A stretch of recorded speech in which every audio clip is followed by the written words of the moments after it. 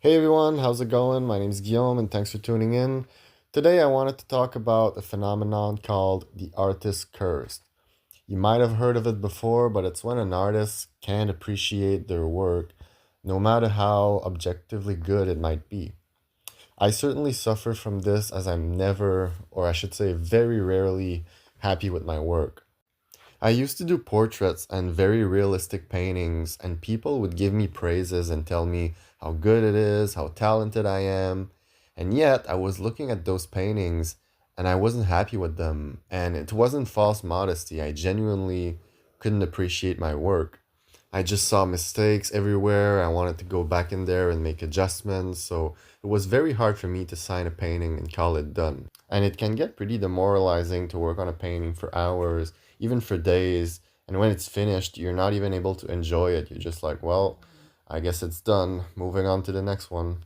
And it's even worse when it's a very big painting. Like I've said earlier, I used to do those very realistic and intricate paintings that would take me literally weeks to finish. And at the beginning, you're pretty excited to get going, but after a few days, it starts to get monotonous, and you just like start seeing problems everywhere, and you just keep asking yourself like, well, should I even go on with this painting? Should I start another one? I just want this one to be over with, and at least for me, that's how I feel most of the time, and it's not a very enjoyable experience. Now you may be thinking like, well, if you don't like it, like why do it at all? It sounds like you're not even enjoying it. So, and that's the thing, I do enjoy it. I really do. And I really get excited when I start a new painting. It's just that my crippling perfectionism always prevents me from enjoying my work. And like I've said earlier, I just start seeing problems everywhere. I want to change everything. And I guess that the finished product just never looks like the vision that I had in my head.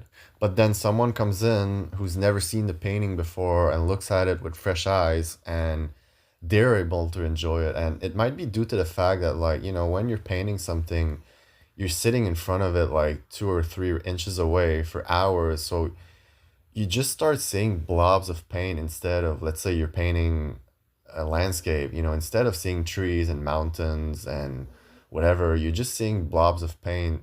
And it's very hard to like look at it with an overview and like look at it with fresh eyes as someone who would come in who's never seen the painting before.